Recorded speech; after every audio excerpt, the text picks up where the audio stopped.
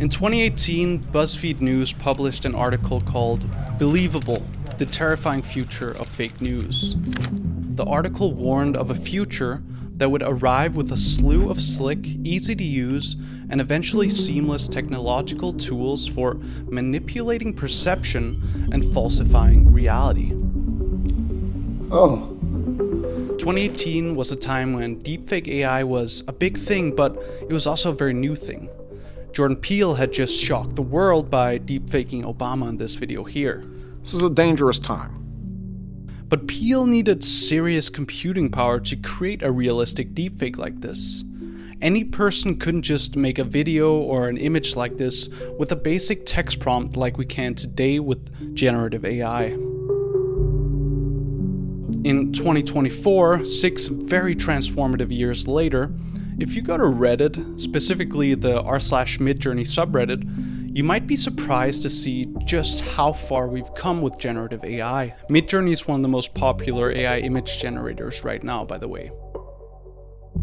I'm bringing this up because I was scrolling Reddit one day and I was taken aback when I saw this post here on my front page. At first I didn't realize it was from the Midjourney subreddit. I just thought it was some kind of nostalgic, remember the 2012s kind of post. I didn't even think to associate it with something AI generated, but then I saw where it was posted. And that's actually saying a lot too, because I specifically followed this subreddit to get a first-hand glimpse into the potential of AI images that basically anyone can generate in a matter of seconds now, even from a smartphone. And well, I got my answer. But imagine if I saw this on Facebook or Instagram or TikTok instead, without any context even. Would I know that these images depicting your average North American life in 2012 weren't actually real photos from 2012? Well, maybe if I zoomed into this guy's hands here, but most likely I wouldn't do that.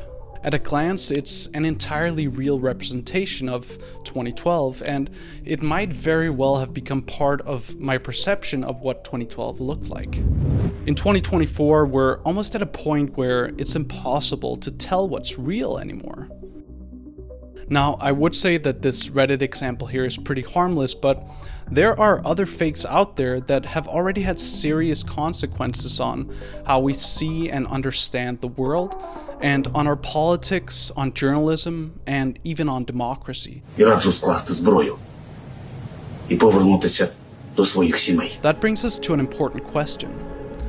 Why do these generative AI images have an impact on our reality, on democracy? And what can we do about it?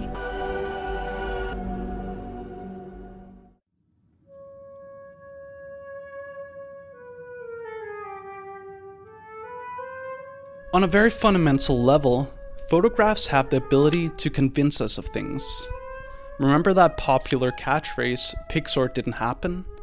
That really encapsulates how much we rely on pictures to inform us about reality, about what's really going on out there in the world, well, beyond our immediate surroundings. But images, like we know better than ever now, well, they can be deceiving. The philosopher Susan Sontag said that a two-dimensional image can never really capture reality. I mean, how could it compete with our 5 senses that pick up so much more input from our surroundings in real time? And then there's the fact that when someone takes a picture, they're framing it with a purpose, maybe subconsciously, but they choose what to include and what to leave out. A picture is never really the full picture, but we don't always think about that when we see an image. In fact, when we look at a photo, we have a tendency to take it as a depiction of something real.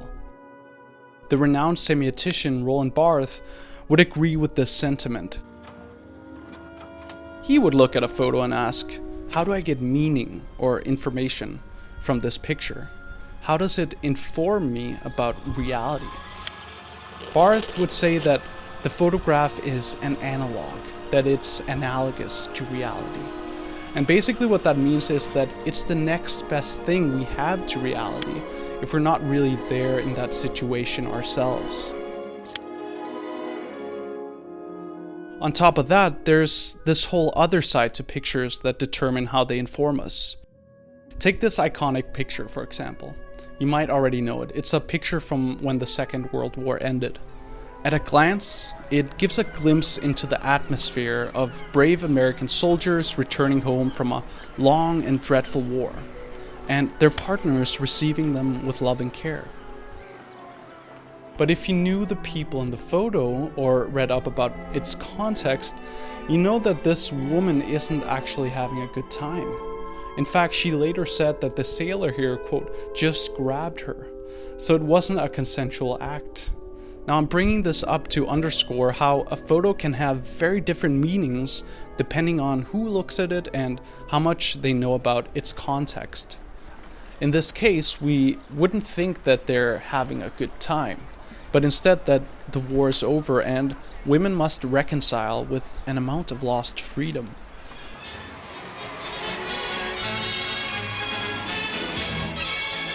You've probably seen this photo here. It might be the most iconic picture from the Second World War. But interestingly, it's an example of disinformation, because the scene was actually set up.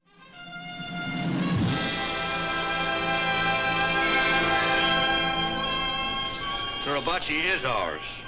A toehold on the southern tip. Yeah, that was taken by Joe Rosenthal at Iwo Jima. It's that image is a postage stamp, and it's a monument in Washington, D.C. Yes, it was a staged moment. In fact, when that battle was won, they had erected a smaller flag. But I guess the brass decided that they needed to make a bigger statement, and so they got a much bigger flag, and that's the story of that picture.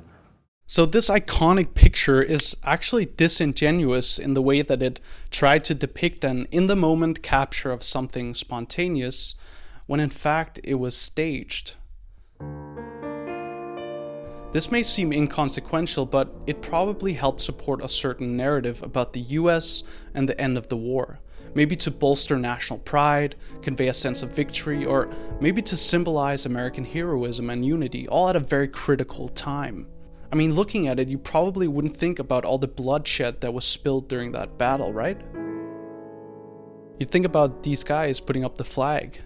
And so this picture might have been used as a tool to help shape public opinion.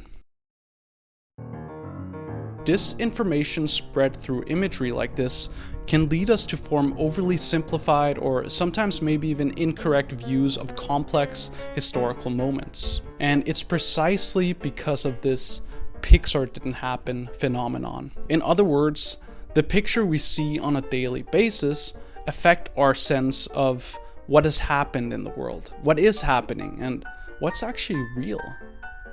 And that's where AI comes into the picture. Think about how in our current news environment, we're faced with countless images every day. And they usually don't have any context, because we see most of them from fast-paced social media platforms. Social media platforms that are run on these algorithms that are meant to keep pushing image after image just to keep your attention engaged. There's no time for context. And because they are pictures, and because we have a tendency to see them as a representation of something really going on, when in fact they're fully AI generated, something much worse than staging a photo, the problem of AI images might start to make more sense. It's hard to vet everything too. It's hard to find context for everything. There's just too much content out there now. But it's incredibly easy to generate an image that looks photorealistic. It's incredibly easy to create a fake sense of what's going on out there, of news in 2024.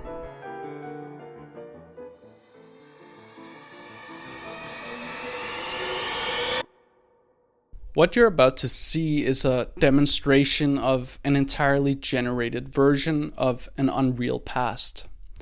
It's an excerpt from a fake explainer video I made with AI for a research project, and it's just a taste of what AI can already do and what's to come. In the early 1980s, the world stood on the cusp of a digital revolution. Technology, particularly personal computing, was advancing at an unprecedented pace. Companies like Apple and IBM were in their nascent stages, promising a future where computers would become an integral part of every household, every office.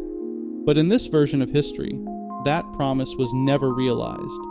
The year 1984 came, not with the boom of digital expansion, but with a quiet fizzle, a series of economic downturns, beginning with a severe stock market crash focused on the tech sector, led to a rapid decline in investment for Silicon Valley startups. Okay, just to make it clear, I am in fact a real person, but in the near future, that might not be a given. Check out Microsoft's Vasa 1. That'll make it possible for anyone to create a very realistic deepfake, and with just a few clicks. But you know what I decided to do? I decided to focus all my attention, all my time on listening. So instead of doing something else, Now, when that happens, I'd probably ask myself, why would I want to buy a nice camera, set up these lights, and do multiple takes, probably slipping up on words and having to redo them, when I could just ask the AI to do a better job for me really quickly? Don't worry, I won't, because, I need some sort of meaning, but I think it's a fair question to ask now. But, okay, back to the fake explainer. You probably noticed the different anomalies in the visuals. Like here, the character's eyes or hands were a bit weird at times, but you had the context. You knew it was AI generated. So let's say you saw this video stripped of any context, just as one of the many pieces of visual information you probably encounter every day online. In that case, it's very plausible that you accepted the video at face value as a piece of real journalism. And I have actually shown this to quite a few people, and none of them even thought it was connected, let alone made by AI before I told them. But of course, none of its content is real. The script, the images, the music, and even the voiceover, which was modeled from my own voice, they're all AI generated. And I was able to do it from my laptop in just a few hours, and for free too. It's all open source. And that's exactly the concern. Falsifying reality has become democratized. Anyone can now create pictures that depict a fake reality, and at the same time, almost everyone is engaging with these pictures without context because more and more people use social media to get their news, and this is where AI generated images are ubiquitous.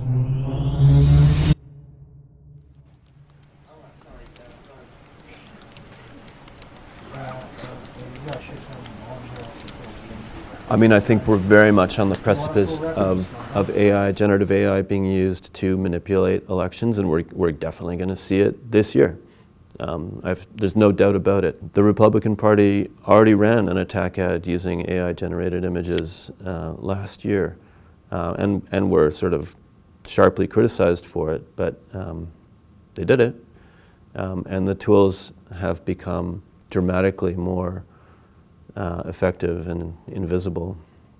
And I think the speed at which you can produce disinformation that looks convincing, that's fairly frightening. Yeah.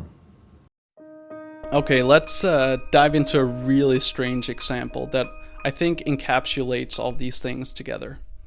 So here we are on Facebook, good old Facebook. Well, the Facebook page of conservative radio host Mark Kay, who has over 1.1 million followers. Back in November of 2023, he posted this image here of former President Trump surrounded by a group of African American seemingly supporters, and they all seem to be having a very good time at some sort of Christmas party. Alongside the photo, Kay has a small story to accompany it. Here he writes about a Black Lives Matter leader that he says apparently spoke out about his support for Trump. But even though Kay gives quotes from this leader, he doesn't provide any sources to these citations, or any sources at all. The only link he gives is near the end of his story, where he tries to sell his book, The Untold Story of Christmas. I guess that explains the Santa hats. Doesn't explain Bill Cosby though. Okay, this may seem absurd to you, but if you're a follower of Kay, one of the 1.1 million, just scrolling through Facebook and you come across this picture in your feed, you might think that these people are real Trump supporters, right? I mean, there's a picture of it. Roland Barthes definitely didn't foresee that this would happen. He even said that in photography, I can never deny that the thing has been there. There's a superimposition here of reality and of the past. But an AI-generated image like this isn't analogous to reality. It's a generated representation of something that didn't happen, but sure looks like it did. And Kay's followers don't seem to notice or care even that this is a fake picture promoting a fake narrative. Just look at the comments on the post. It's not until 15 comments down, and I'm sorting by relevant here, that someone finally addresses the fact that it's a fake image when Kelly says AI art works wonders. AI art definitely does work wonders when it comes to creating fake images to promote your political agenda. And to make it clear, that is what's happening here. Kay is a pseudo-journalist who was able to put his story out there to the people, to his million followers, without any sources even, and that's really an integral part of reporting. But his story seems to fly, maybe because it's supported by the visual aid of the generated picture. The image, it hooks your attention. I mean, it definitely hooked mine, and for a lot of people, it might give some sort of credibility to Kay and his story. I know a lot of you who are watching are able to spot the inconsistencies, and just from the general look of an AI image, you can tell when it's generated. But we also know that this technology is only getting better, and that soon it'll be impossible to tell.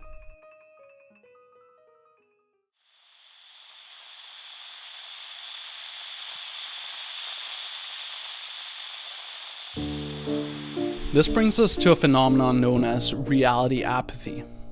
It's a term coined by the AI expert Avi Vovadia in the BuzzFeed News article from 2018. And basically what it describes is how the overwhelming flood of information and disinformation combined that we're experiencing today is pushing people to stop paying attention to news altogether. And he talks about why this is dangerous too, because it undermines the fundamental level of being informed that we need for democracy to function. When we can't trust what we see or hear, it's really easy to disengage. And so that disengagement might erode the very foundation of our democratic processes. I mean, if we aren't informed, how can we vote to the best of our interest, right? But then on the other hand, if we don't become apathetic to reality, but we start or keep engaging with pseudo-journalists like Mark Kay, unaware that they're misleading, there's a whole other problem we need to address. And that's how these manipulated images impact our reality and how we vote. In fact, there's a phenomenon known as the Mandela effect that describes exactly this.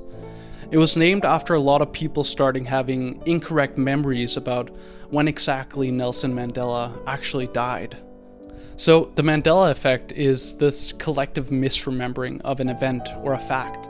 And today what that means for us is that if enough people see and share an AI-generated image or a video, they might collectively misremember an event that never actually happened. And so this distorts our shared history, and it makes it even harder to distinguish fact from fiction. So if people are tuning out because of reality apathy, or they have false understandings because of the Mandela effect, it's not looking great for us to make informed decisions anymore. And this comes in a year when countries that are home to nearly half the world's population will pick their governments in elections in 2024. Something that's never happened in a single year before. Now, I would say that the connection between journalism and democracy is contentious, and it has been for a long time. Walter Lippmann's work back in 1920 outlined this, and then later Edward Herman and Noam Chomsky published their work Manufacturing Consent that highlights how media can be an instrument of the powerful. But good journalism that doesn't give in to the money or fear from those in power, autonomous journalism that stands by journalistic integrity and adherence to the truth, well, that's still very necessary for democracy to function. It serves as a critical link between politicians and people. And it tries to give a non-partisan view of what's really going on politically to the people. Now, traditional journalism isn't always non-partisan, and it's not always good, of course, like we saw with, for example, the dissemination of the Iwo Jima image. But think about the resources or critical timing that was needed to set up something like the Iwo Jima picture. A lot of people were involved in that setup, and a lot of journalists and outlets were responsible for sharing it to the public. But to stage reality in 2024, think about how Marquet did it as one person, with one computer, and one social media account. So what we have here is, on the one hand, these generative AI systems that have made it possible to create fake representations of reality by any actors, and on the other hand, we have these distributive AI systems, social media algorithms, that have made it possible for these actors to spread their news to everyone because, well, they hook your attention, they're sensationalist, and in effect, they sidestep the traditional role of journalists as gatekeepers, for good or bad.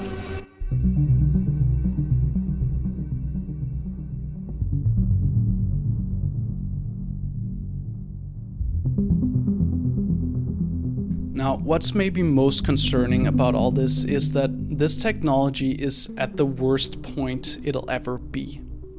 There are already new tools on the horizon, like OpenAI's Sora, that can create hyper-realistic text-to-video prompting. This is going to open up entirely new avenues for creating disinformation with videos. Imagine if my fake explainer was all moving pictures. It would be way more impactful, right? Now, Sora isn't publicly available yet, but it's really only a matter of time until it will be, and only a matter of time before similar companies begin to replicate this kind of software. OpenAI is also working on its voice engine, which isn't publicly accessible yet either, but it's able to replicate any voice very realistically from just 15 seconds of recording material. More traditional software used to alter pictures like Photoshop is also beginning to incorporate these tools into their user experience. Adobe even plans to release a tool to completely remove or change elements in any given video. And then there's Microsoft's VESA 1. That's made it easier than ever to deepfake videos. I mean, the list goes on.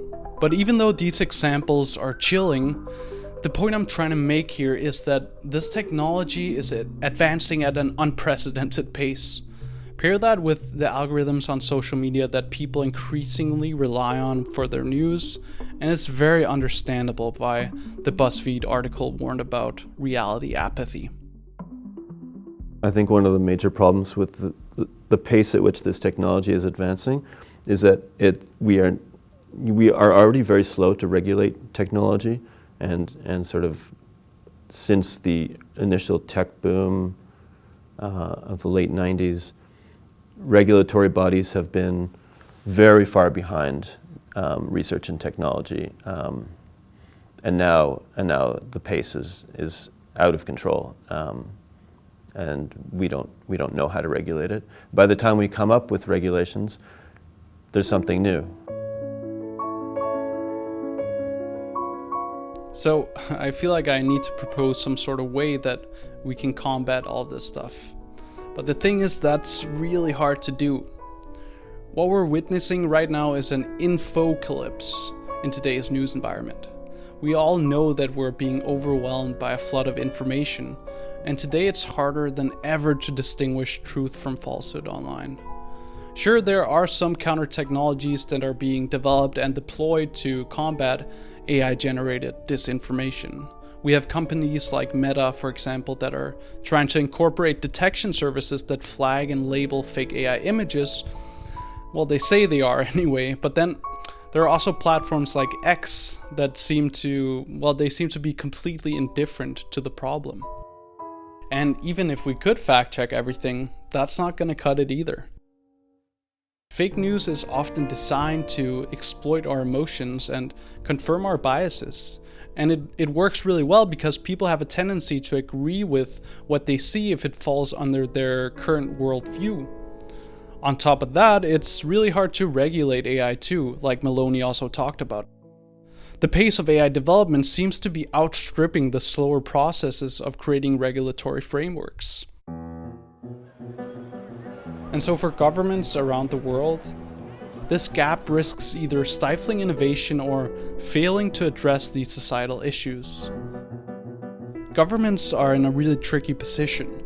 They need to manage the risks of AI, but also maintain economic competitiveness. Now, as an audience, I think we need to either stay or become critical consumers of information, of news. And that means questioning sources, or just fact-checking to see if there even are any sources. It could also mean to verify the facts you see with other news outlets and compare and contrast, and just in general, just being more mindful of the emotional triggers in the content that we encounter. I think the most important thing though is to be able to distinguish good journalism, the kind that stands by the classical values we talked about, from the new pseudo-journalism of 2024 that very much seems to be on the rise.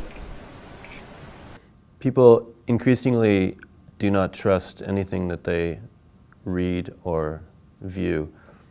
Maybe if the public had a better sense of how the sausage was made, they would be more inclined to trust media organizations. Like what's it say on the below the masthead of the Washington Post? Democracy dies in darkness. I mean, they're not wrong. If we can continue reporting and bearing witness and interpreting news events and providing readers with context so that they can understand those events, but if nobody's reading it anymore, then we're really in trouble. Now, unfortunately, journalism is facing a whole other set of big challenges on top of AI. But I think that's all for another video. It takes a really long time and a lot of effort to make these videos, so if you enjoyed this one or got something out of it, you'd really be helping me out a lot by liking, subscribing, commenting, and checking out my Patreon, where I post additional information. And you can see my latest video here on why capitalism might be something of the past. Thanks for watching.